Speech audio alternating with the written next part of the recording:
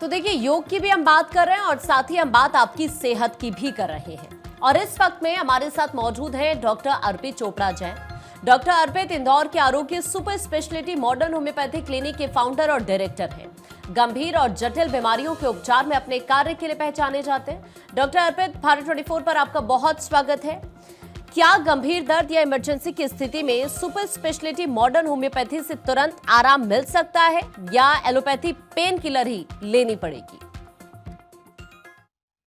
नमस्कार दोस्तों, good morning to all of you.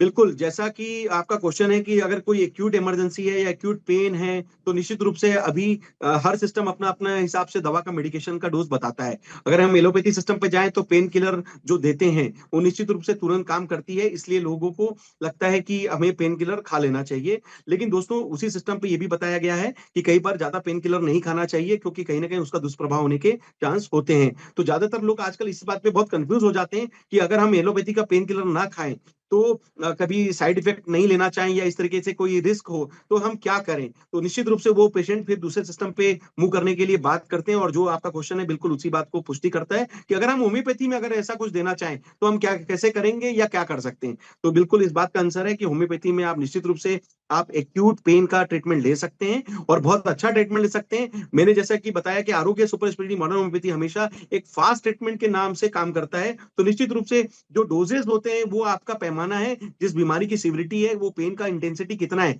उसके आधार पर हमें डोज़ तय करना चाहिए। और हमारे पास चूँकि 2 प्रकार की दवाइयाँ बहुत अच्छी हो सकती है। एक तो डायनामिक पावर वाली पोटेंटाइज़ मेडिसिन, जो कि हम सीधा टंग पे रख के हम आपको एक्शन दे सकते हैं और फास्ट रिजल्ट दे सकते हैं। तो निश्चित रूप से जैसे ही आप टंग पे दवाइयों के ड्रॉप डालते हैं या पिल्स के माध्यम से लेते हैं, वो उसका एक्शन नर्वस पैरासिम्पैथेटिक सिस्टम से पेन मैनेजमेंट में तुरंत आने लग जाता है। दूसरा, हम जो मदर टिंचर्स हैं, जो हमारी एलोपैथी के हिसाब से जैसे हम जो दवाएँ देते हैं, अगर हम उसी तरीके से होम्योपैथी में बात करें, तो निश्चित रूप से हमारे पास मदर टिंचर्स होते हैं, जो कि एक तरीके से एग्रेसिव ट्रीटमेंट होता है, क्रूड फॉर्म भी होता है।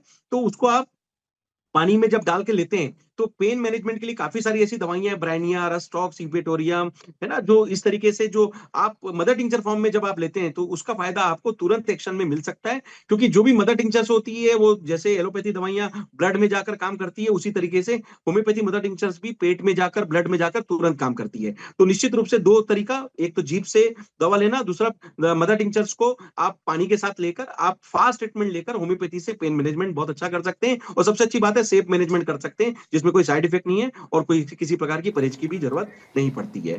Thank you.